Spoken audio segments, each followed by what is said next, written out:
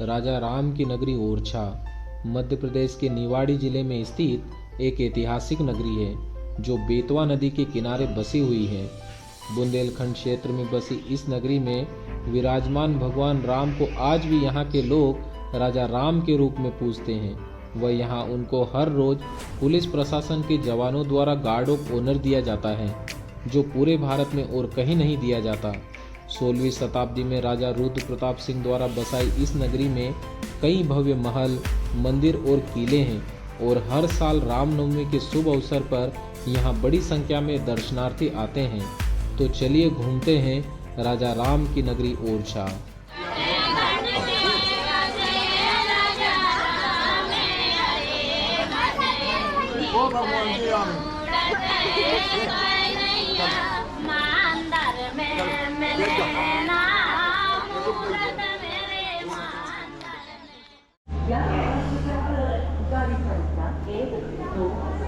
ओरछा पहुंचने के लिए मैं सीधे झांसी रेलवे स्टेशन पहुंच जाता हूं, जो कि भारत के हर एक बड़े शहर से जुड़ा हुआ है। और यहां से झांसी बस स्टैंड की दूरी 3 किलोमीटर है, जहां ऑटो मुझे 20 रुपए में पहुंचा देता है। वह यहां से शेयरिंग ऑटो और बस ओरछा तक चलते हैं।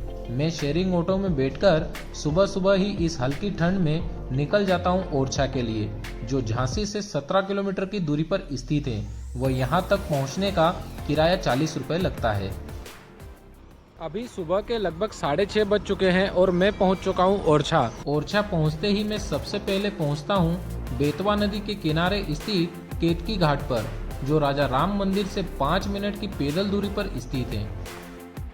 तो अभी मैं पहुंच चुका हूं बेतवा नदी के किनारे पर और यहां पर आपको सुबह सुबह कई लोग स्नान करते हुए मिल जाएंगे। और यहां पर जो है बेस्ट समय जो आने का है वो या तो आप सुबह आ जाइए जल्दी या फिर शाम के समय आइए। दोनों समय यहाँ के लिए जो है बेस्ट है।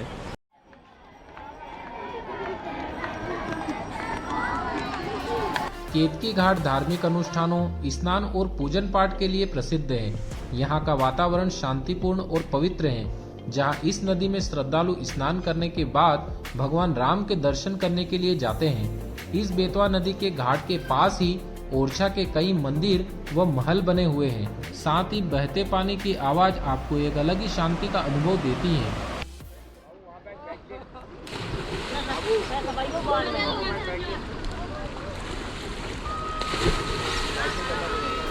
चारों तरफ प्राकृतिक वातावरण के कारण यहाँ की खूबसूरती और भी बढ़ जाती है। इस बेतवा नदी को यहाँ वेत्रवती माता के नाम से जाना जाता है और मैं केतकी घाट से वेत्रवती माता के दर्शन करके सबसे पहले जाता हूँ राजा राम मंदिर के दर्शन करने के लिए, जिनकी वजह से ओरछा को जाना जाता है। और राम मंदिर में जाते वक्त प्रसाद के लिए यह मावा के पेड़े आपको कई दुकानों पर मिल जाएंगे। और मंदिर तो सुबह 9 बजे खुलता है, लेकिन कीर्तन के लिए लोग यहाँ 8 बजे ही आ जाते हैं।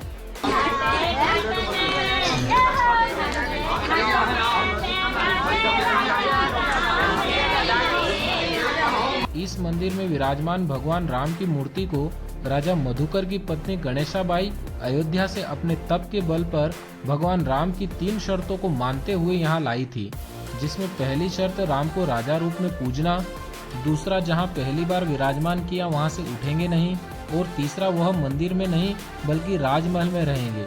इन्हीं शर्तों के साथ रानी गणेशाबाई ने अपने पति राजा मधुकर शाह को एक महलनुमा मंदिर बनाने को कहा, लेकिन समय पर उस मंदिर का काम पूरा नहीं हुआ। तो रानी ने राजा राम को अपने इसी महल के किचन में विराजमान कर दिया और बाद में उस महलनुमा मंदिर का काम पूरा होने के बाद भी राजा राम यहाँ से उठे नहीं। वर्तमान में इस महल को मंदिर में परिवर्तित कर दिया है और पुलिस प्रशासन के जवानों द्वारा यहाँ हर रोज राजा राम को गार्ड ऑफ ऑनर भी दिया जाता है। राजा राम मंदिर के मैंने दर्शन कर लिए हैं और राजा राम मंदिर के पास में ही एक और ये मंदिर बना हुआ है। बताया जाता है कि यहाँ के राजा ने उनकी पत्नी के कहने पर इस मंदिर का निर्माण करवाया था, लेकिन जब राजा राम जी को यहाँ पर लेके आए उस समय इस मंदिर का काम चल रहा था, इसलिए उन्होंने अपने किचन के अंदर भगवान राम को बिठाया। लेकिन भगवान राम जब एक बार बैठ गए तो शर्त अनुसार यहाँ से नहीं उठे। और इस मंदिर के सामने ही यह चतुर्भुज मंदिर बना है। बताया जाता है कि जब रानी गणेशाबाई अयोध्या से राम को लेकर आने वाली थी तो उन्होंने राजा मधुकर को संदेश भेजा था कि मेरे राजा राम के लिए एक भव्य मंदिर बनाओ जो एक महल की तरह हो। और ऐसी जगह हो जहां मैं अपने महल से भगवान के दर्शन कर सकूं। संदेश अनुसार राजा मधुकर ने इस महलनुमा चतुर्भुज मंदिर का निर्माण करवाया, लेकिन रानी जब राजा राम को लेकर यहाँ पहुंची तो इस मंदिर का काम थोड़ा बाकी था। इसलिए रानी ने नीचे अपने महल के किचन घर में ही भगवान राम को विराजित कर दिया, जो कि शर्त अनुसार बाद में वहां से उठे नहीं।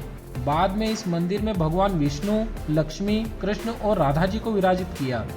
और मंदिर के अंदर एक भूल भुलैया भी है, जिसके अंदर जाने के लिए आपको किले की एंट्री टिकट दिखाना पड़ता है। और यहाँ मंदिर के पास ही यह 2 सावन भादो स्तंभ है। बताया जाता है कि यह दोनों स्तंभ ऊंचे और लंबे हैं, जो दूर से ही नजर आते हैं। इनकी वजह से ओरछा के किले के निवासियों को वर्षा ऋतु के आगमन का पता चल जाता था।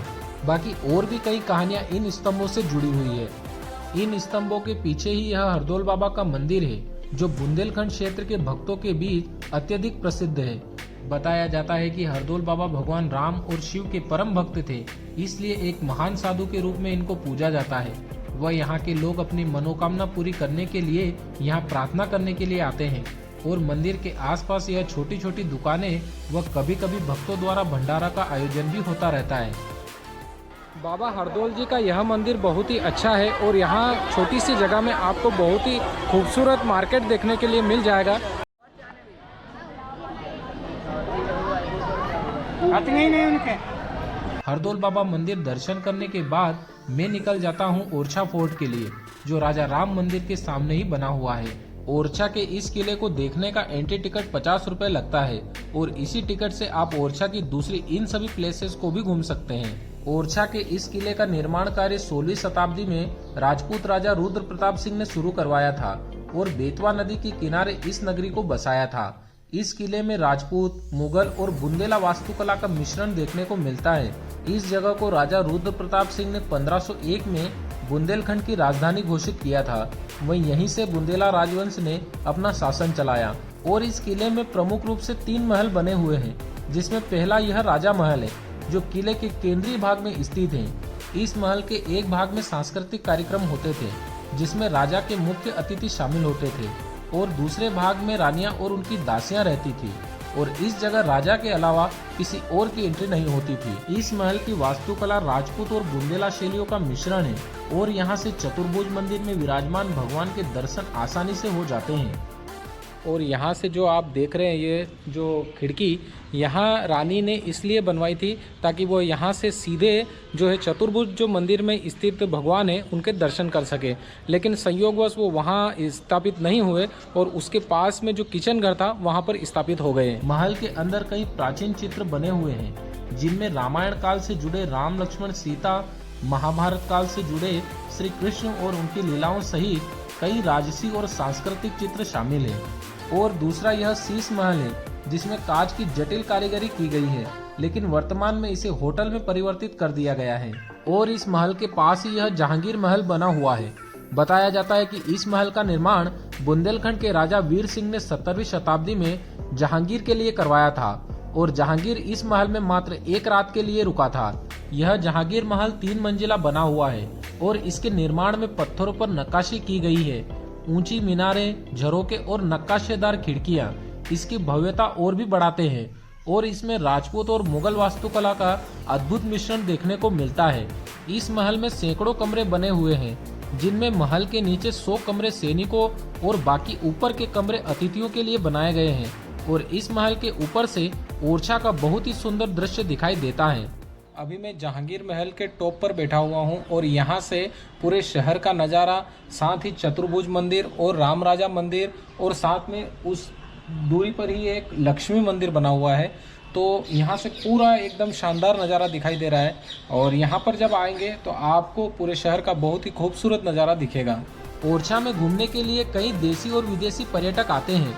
वह यहाँ बॉलीवुड फिल्म भूल भुलैया 3 की शूटिंग भी हो चुकी है, जिसमें ओरछा के इस महल की शूटिंग ली गई है।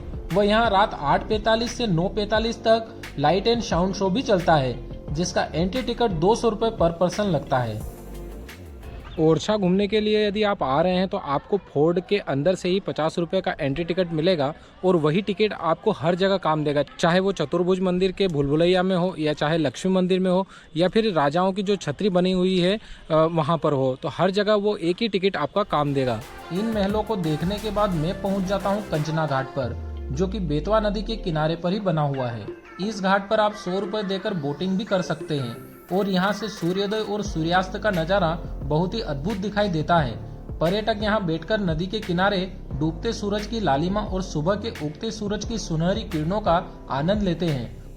तो अभी मैं उगते सूरज के साथ ही कंचना घाट पर पहुँच चुका हूँ और पीछे ही आपको यहाँ के राजाओं की समाधि भी देखने को मिलेगी और इधर ही इसके सामने ही यह कंचना घाट है और इस घाट के पास ही बुंदेला राजाओं की स्मारक भी बनी हुई है। यह छतरियां ओरछा की ऐतिहासिक और सांस्कृतिक धरोहर का एक प्रमुख हिस्सा है और बुंदेला राजाओं की स्मृति में बनाई गई है। ये स्मारक राजाओं के पराक्रम, निष्ठा और उनकी लोक कल्याण की भावनाओं का प्रतीक मानी जाती हैं और यहाँ आकर पर्यटक बुंदेला राजाओं की गौरवशाली गाथाओं को महसूस करते हैं।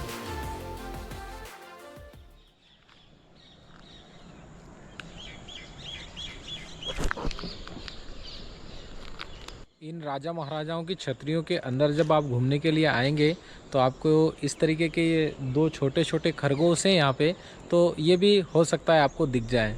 यदि आप ओरछा घूमने के लिए आ रहे हैं तो यह सारी प्लेसेस 1 किलोमीटर के अंदर ही पड़ती है, जिसे आप पैदल ही आसानी से घूम सकते हैं और खाने पीने की होटल और धर्मशाला दोनों आपको राजा राम मंदिर के सामने ही मिल जाएगी।